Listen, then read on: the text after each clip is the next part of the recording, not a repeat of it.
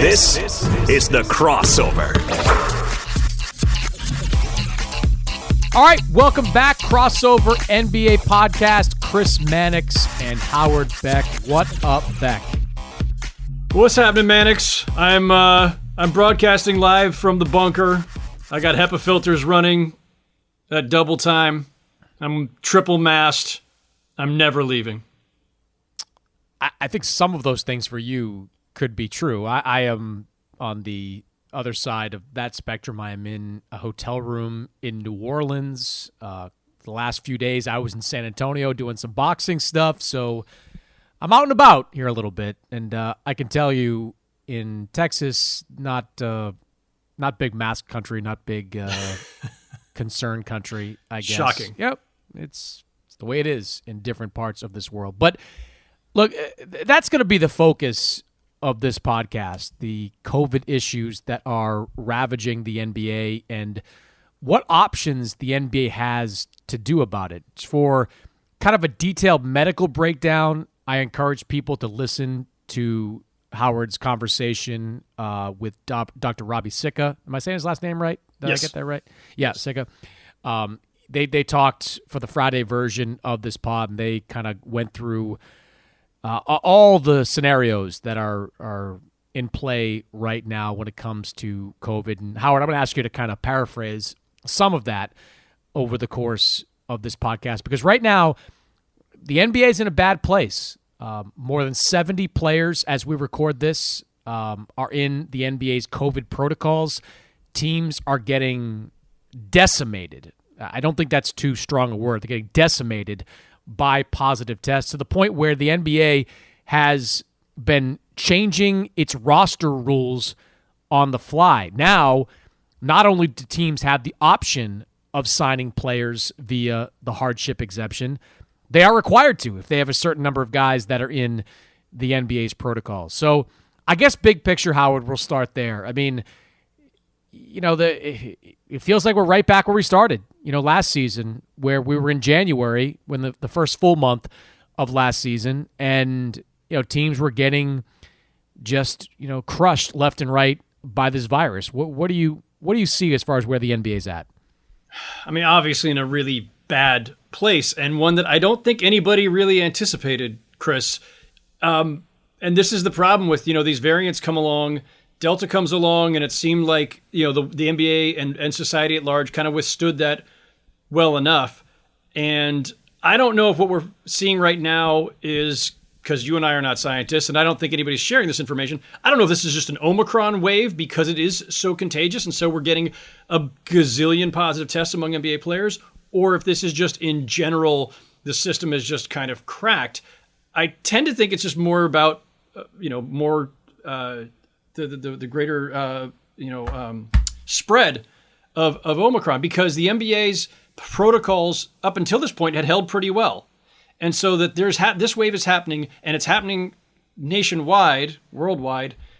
I think tends to indicate that this is not an NBA problem specifically, but it is an NBA problem now because, yes, rosters are decimated, as you point out. Somebody had tweeted earlier today, I think, that like only 10 of the 30 teams do not have somebody in protocols right now. We've gone from Twitter being a steady feed of guys being put in protocols to a steady feed of guys who are being signed off the scrap heap, names that we hadn't heard in months and sometimes longer. And so, look, among other issues, health stuff aside, and that's no small thing, but I'm going to put aside for a second. As a basketball matter and as a business matter, this is terrible because you're putting an inferior product out. We're seeing lineups and starting lineups that look like something out of the preseason or sometimes summer league. And that's not what people are spending hundreds and sometimes thousands of dollars to see when they buy tickets. And of course, you and I are recording this just a few days before Christmas, and that Christmas Day slate is really important, and it might not include several major names. So the NBA is in a really bad spot right here. They've postponed, 7 games so far? And it seems like that's not going to be the end. No, it's not going to be the end. They had more than 30 postponed games last year, and it's trending in that direction right now. To kind of get to brass tacks here, Howard, the NBA is not going to pause its season. It would take something even more catastrophic than this, significantly more catastrophic than this, for the NBA to pause the season. The message I've been getting is that the league is going to do everything humanly possible to power through this latest surge and try to get into, or get, deeper past the holidays, when they hope things will start to settle down a little bit. Now, last year's not a great example because vaccines came along en masse late in the season, but we did see, after January, February, things start to tick downward a little bit for in terms of positive tests and guys being placed in the COVID protocols. So the NBA is going to push through this. Now, the big question that the NBA is going to have to answer and deal with is, how do they handle testing? Specifically, do they test liberally like they are at the moment, where everybody is getting tested basically every day, or do they test only when a player says he is symptomatic? That's something I'm hearing a lot from coaches, from player agents, from players themselves, the handful that I've spoken to. I spoke to one player who entered into the COVID protocols this week, or last couple of days, I should say, who said he was on his way to the gym to work out when he was told he had tested positive for COVID. So his point was, I feel fine. There's nothing wrong with me. I didn't know I had it. And I think the players would prefer that approach. That's the same approach that, as we speak, the NFL is currently taking. The NFL effectively saying, we're going to test only symptomatic players or players that want to be tested on a regular basis for whatever reasons. So the question, I think, is going to become, whether it's today, tomorrow, this week, next month, how does the NBA approach that aspect of this? I have some thoughts on it too, but I want to let you kind of weigh in there, Howard. Like, where do you think the NBA is going to come down on the issue of testing? Well, let me hit the pause question real quick first, because I agree. I don't think there's any chance of a pause. And part of that is just a practical matter here. Last year, there was no pause when things were at their absolute worst in this pandemic, and we're in a much better place now than we were, say, in January. And the NBA was postponing games like crazy then, but they never paused the season even then, in the darkest days of the pandemic and during the times when their teams were being racked by positive tests, and the Wizards lost 2 weeks of their season. They didn't pause then. They're not going to pause now. And it would have been easier to pause then because they did the season in 2 36-game blocks, and arenas were not all booked up. We're back to kind of normal now, where arenas are booked up. There are not available dates. They scheduled a full 82-game season and 1 through 82, not into a first half and a second half block. So they just don't have the kind of flexibility to put the whole thing on hold and then reschedule stuff later. Even if you said, well, they'll just go further into summer again. Well, okay, but those arenas might not be available. So it's not that easy. Also, if you see the way things are going now, where G League teams are being called up to supplement NBA rosters, where, guys like Isaiah Thomas and Damian Dotson and other guys who've been out of the league are being signed to rosters, that tells you everything you need to know. The NBA would rather go on with guys pulled up off the scrap heap and semi-retirement and overseas or wherever they're playing, the G League, and keep going that way. They would clearly rather do that and keep the games going, which has some merit, Chris. But again, it's cheapening the product. These are not, and these are wins and losses that are going in the standings by substitute rosters, by second and third teams. It's not the equivalent of a normal season where, okay, you got some injuries. Yeah, that happens, but not half your roster gone at the same time. So it is warping things a bit. The NBA seems to be fine with that. As to whether or not they'll just stop testing guys who are asymptomatic and just assume everyone's healthy unless they've got symptoms, I don't know. I honestly, I'm gonna punt on this one. I will rarely just say like I'm throw up my hands. I don't know, but this one's complicated because if you go that route, Chris, are you possibly endangering other members of your organization? I mean, presumably everyone's vaccinated. that's why a lot of these, we're getting a lot of these asymptomatic cases because guys are testing positive, but not having symptoms because they're vaccinated or they have very, very mild symptoms. But to what extent can you still spread this? And science is still learning about the virus and about this variant and about the Omicron variant. We don't know what danger you're putting other people in. And so it's not just about, the players are young and healthy, they're fine. Yeah, okay, great, probably, but it's who else you might infect. And there are older people in this league, people who work for teams, people on coaching staffs, referees, team officials of all kinds. So you still have some responsibility. But I honestly don't know what the right answer there is for the NBA, because it is destroying their rosters and destroying this section of the schedule. But I don't know that it's the right thing morally or scientifically to just say we're going to stop testing guys unless they've got symptoms. Well, I don't believe the NBA is going to take that tact, because the message that you get when you speak to league officials is that we're going to follow the science. And the science to this point has emphasized strongly the need for testing. That has been, especially, as I watch kind of the political shows over the weekend, listen to some of the experts that have been speaking, they make the point that testing right now is every bit as valuable as being vaccinated. As people are starting to gather for Christmas and New Year's, I will not be gathering for either of those things. I plan to, go hole up in Vermont or something for like a week and a half until it's all over. I'll rent you out my bunker. Yes. No, I've got my own in Vermont. I'm good. But as things start to pick up in terms of large crowds, you need to test as often as possible. So if that's what the science is saying, Adam Silver is not going to buck the science. He's not going to do it. I mean, it's one thing for the NFL to do it. The NFL also, if you're looking for excuses for why they're doing this, they play outdoors. So that's a little bit easier when you're talking about playing games in an outdoor environment. But the NBA's, they're just not going to do that. And so I'm with you. I don't really know what the solution is. Do you kind of cross your fingers and hope that in the next couple of months things get better? But I don't know. I think the NBA is going to have a lot to think about, the next few weeks. They do, but let me shift the discussion just slightly, Chris, because we're talking solely about players and, of course, coaches. We've had a bunch of coaches put in protocols as well. But we're not talking enough about the NBA's policy beyond that. Like, what has the NBA done to lead on COVID when it comes to community spread?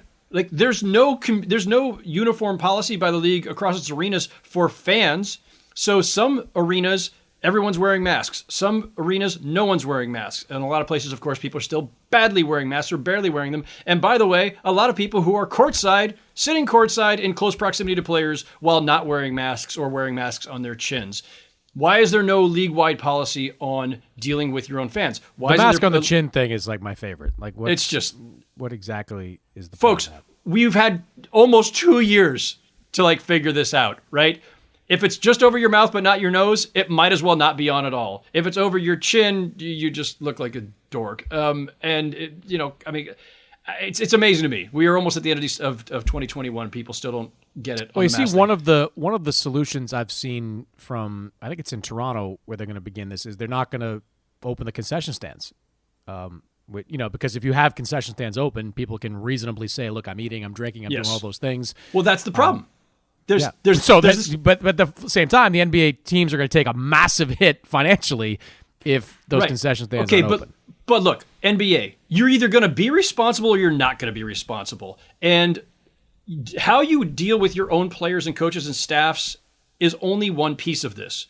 You are a public entertainment entity in which you would bring thousands and thousands of people to your buildings, indoors, and why aren't there mask mandates in all NBA arenas? Why aren't there vaccine mandates for all NBA games? Well, that's the one or testing or produce a negative test. Why aren't you offering the vaccine for free at NBA arenas and offering testing at NBA?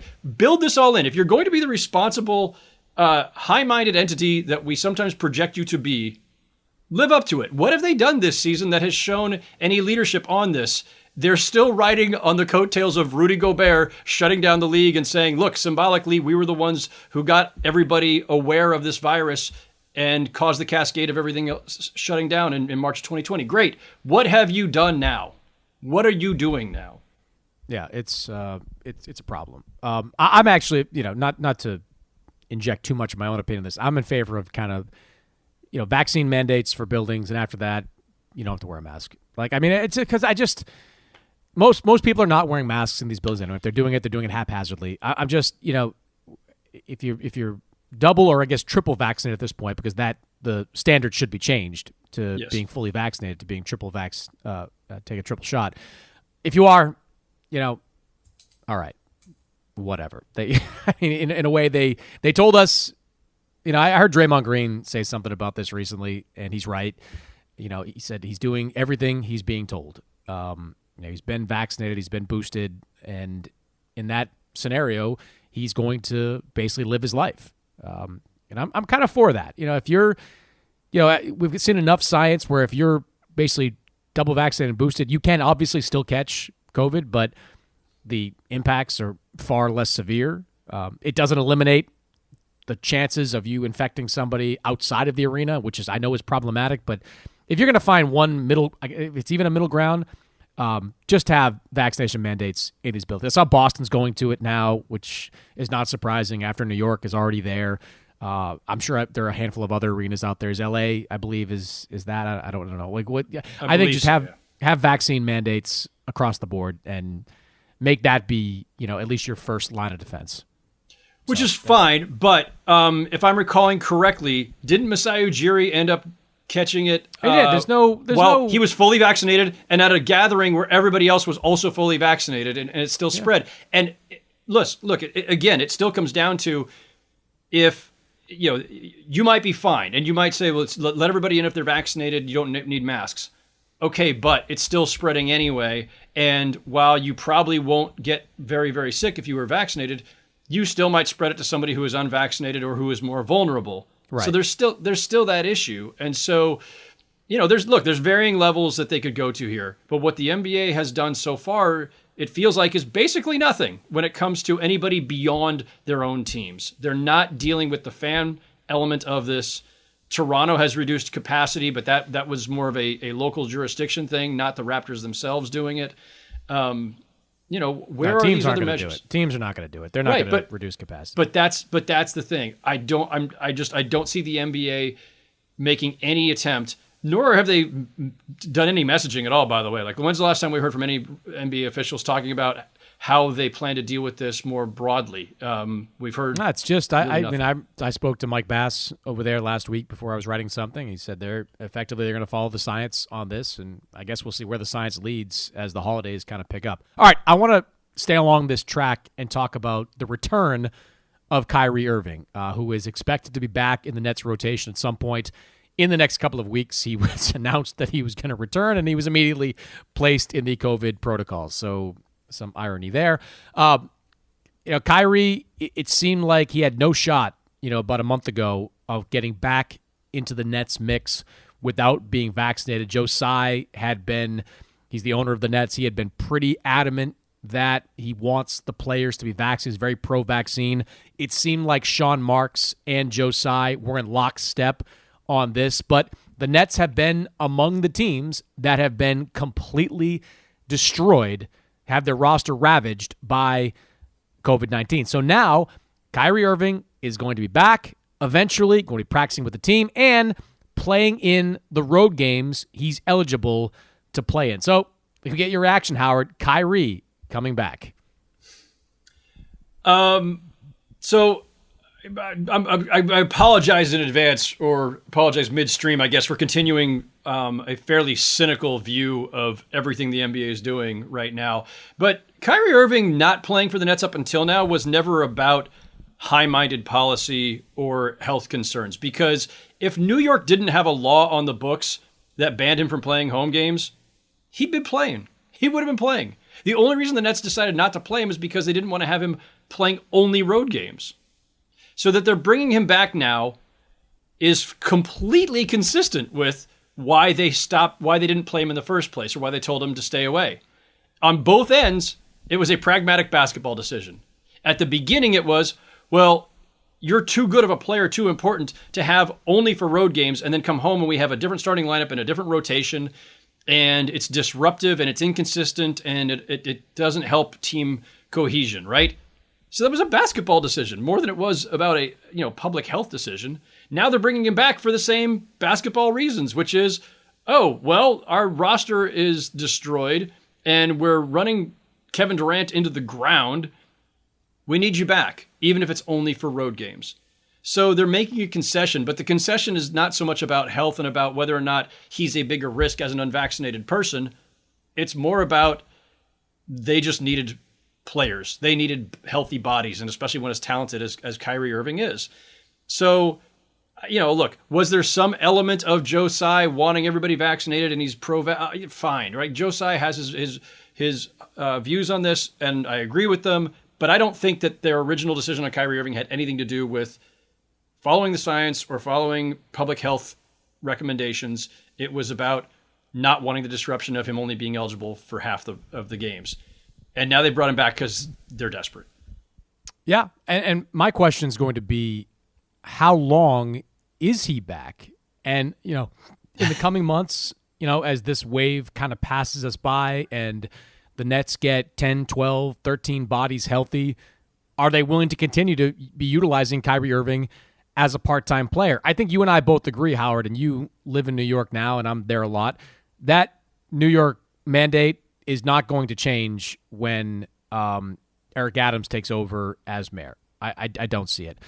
What may change is the completely insane loophole in that mandate that has unvaccinated visiting players being eligible to play. I mean, if Kyrie Irving can't play, I don't know why Bradley Beal or any of the other unvaccinated players that are out there are eligible to play. But I just don't see the city changing that mandate. So moving forward, Kyrie is going to be a part-time player in Brooklyn, which is great in the month of January when you need an all-NBA guard out there playing for you. Not so much when you get to May and you get to the playoffs and you're in a game 7 and maybe you're on the road and your star player can't suit up for you. I guess that's the question. Like, as everybody gets healthy, are they better off having Kyrie play in half the games? Or, do they, once they get healthy, do they send him home again? As a basketball matter, they clearly believed when the season started that they were better off with 0 Kyrie than with 39 games or whatever they were going to get of Kyrie. But what if he goes out, Howard, and averages like 28 and 9 in the month of January? And he probably will. He very well. Although I don't know. I mean, I've not seen, of all the stuff he's posted on social media, I have not seen much of him working out of the gym. Like I don't know how long it's going to take him to get into game shape. He could come back and get hurt immediately too by rushing back. So it would be very awkward if he comes in, stabilizes them for a month, they get healthy, everybody gets out of protocols, and they say, all right, thanks, go back to being banished to your home while we continue on without you. But if they're going to be consistent, that would be the way to do it. I just think it'd be very hard to, that's, putting genie back in the bottle type stuff. However, my bigger question, Chris, is this one. What happens when the playoffs roll around? If he's still not vaccinated and the law hasn't changed, really? You're going to go into the playoffs with Kyrie Irving playing only road playoff games? And you might have that doesn't work. A game 7 at home and you're without one of your biggest stars because, I mean, here's the thing. If you're the Nets, do you expertly tank so you wind up in the 5th seed so you never have to play a game 7 as you move forward at home? But all right, but half of your games are still going to be, I know. If it's 6 games or fewer, half are you still want to avoid, but they might be the first team in league history to want to avoid home court advantage with possibly Kyrie in the mix. It's a very strange place to be. But that's the thing. Like, I don't care what they do for the next couple of months. Do it as safely as you can. Kyrie's playing, Kyrie's not playing, whatever. I don't care. But this is a much bigger issue in the playoffs. You cannot have a guy of his caliber be a part-time player and ineligible for home games in the playoffs when you're trying to win a championship.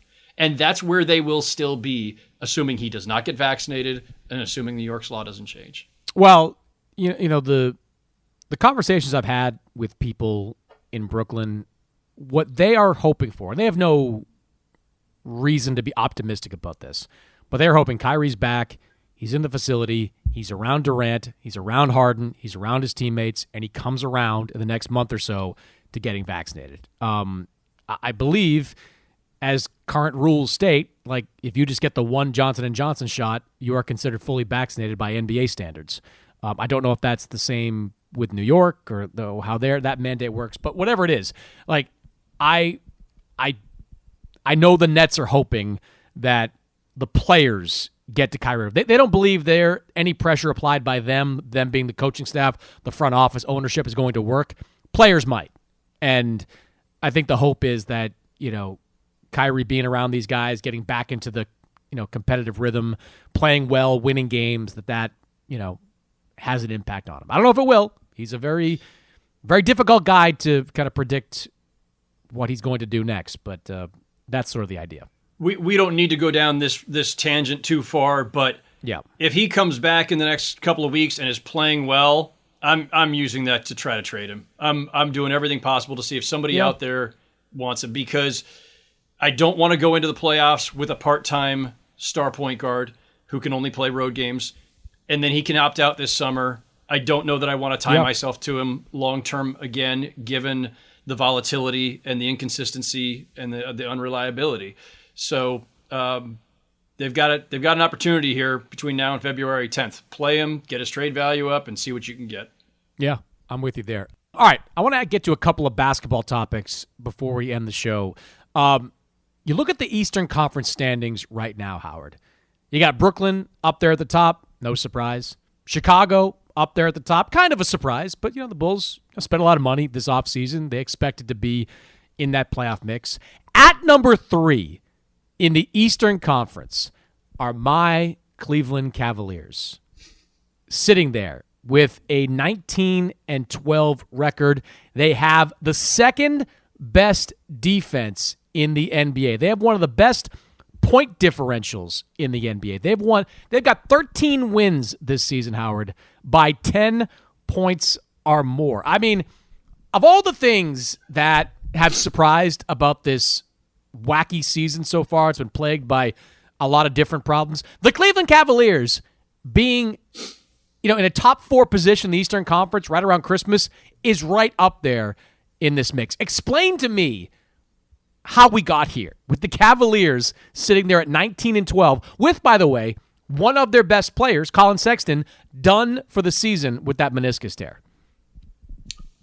Or is that part of why they're so good? You took my line of thinking there, but go ahead. You make your argument first. Well, I mean, listen, I'm not going to put this all on Colin Sexton. That's just mean. But it's not a unique thought to say that the Garland-Sexton backcourt was problematic over the last couple of years. Obviously, both young, both smaller guards, kind of the Dame Lillard, CJ McCollum quandary, where it's like, they're both really talented, both can do a lot offensively, but leaves you, vulnerable defensively because of size and general interest in defense. And so it simplifies things when you're down to like, no. Our chief ball handler / scorer is Garland. We know that now. Like, I think having that focus and that clarity helps. I think Garland taking another step helps. I think, obviously, Evan Mobley and his defense and his versatility helps. The weirdly effective big front court of Markkanen, Mobley, Jarrett Allen helps. Starting the season with some of these guys, where last year they were obviously turning over at mid-season when they got Jarrett Allen in the first place. All of that helps. Okoro taking another step forward helps. Like, it's everything. Ricky Rubio's playmaking and kind of selflessness as an offensive orchestrator.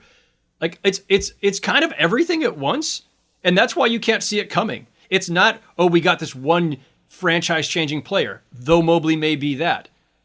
Like, if it were just Mobley's arrival alone, they would not be this good. He's a big piece of that, obviously. But it's all of these things, I think, at once. They're a plus 15.2 net rating. That's insane for a team that has been in the lottery for 4 straight years. Their defense is legit. They've got size and length. Look, I'm not I still don't think that we should expect this team to be top 4, top 5 in the East by the time the playoffs arrive. But it's another weird season, Chris. Like the way things are going, all the volatility with rosters, COVID stuff that we still can't foresee. Who knows? But they're legitimately good. Yeah, they are legitimately good.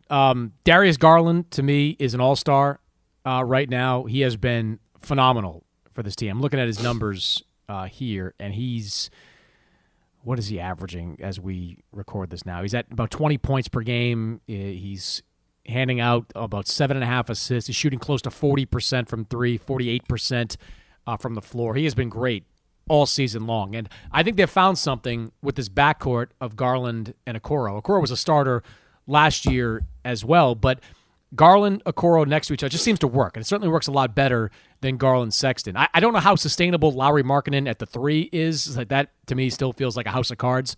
But right now, the supersized backcourt has worked, and what is sustainable is Mobley and Jarrett Allen works. That has a lot to do with Mobley's ability to be a defender on the perimeter. He's very good out there contesting shots, and Allen, tremendous shot blocker on the inside. So that duo there has some staying power. You mentioned Rubio.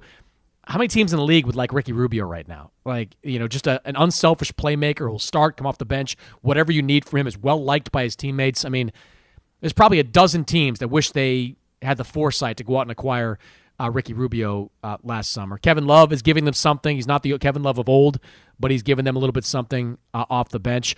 To me, I think this Cavs team is a playoff team this year. I don't think that's a big leap to take. I'm curious, Howard, what do they do with Sexton right now? Because, Sexton was on this podcast, last year, and he wants to get paid. Like he wants to be paid like an all-star caliber player. He just doesn't fit that way in Cleveland. So if I'm the Cavs, I sort of take the temperature of the market out there and see if there's a team that likes Colin Sexton enough, not to get him back this year, because that's probably not going to happen, but to have his bird rights for next year, to be able to re-sign him for a big dollar number and have him over the long term. And even if you're going to get like 50 cents on the dollar for it, find pieces that work alongside Garland, alongside Okoro, alongside Evan Mobley. You've got your core right now. Those guys are 3 first-round picks that you've had over the last few years. All the bad basketball that you had to swallow to get those first-round picks, you've got players now for it. Now it's about building around those guys. So I'd like to see, the Cavs not dump Colin Sexton, but if they can find shooters or, backups at key positions, help in the backcourt, I'd be more inclined to do that, because I don't see Colin Sexton accepting like a 6th man role with this team next year, which, as we look at the way they're playing right now, that's probably optimal for him, backing up Garland, backing up Okoro, and being kind of that instant offense off the bench. Yeah, and you and I both know young guys with a lot of talent, guys who are lottery picks, don't usually warm very quickly to the idea of being 6th men at that early stage of their career. He's going to want to go and be a starter somewhere, and he'll be a restricted free agent this summer. There will be offers out there. I think that he's part of their present-day quandary, right? Like, you did not expect a leap this dramatic this soon. And so now, as they head toward the trade deadline, and we talked a little bit about buyers and sellers last week, but, should you be dangling Sexton? Because some team that, he can't play this season, but some team inheriting him or acquiring him now would then inherit his restricted free agent, the ability to match any offer. So there could be some incentive to try to get him now.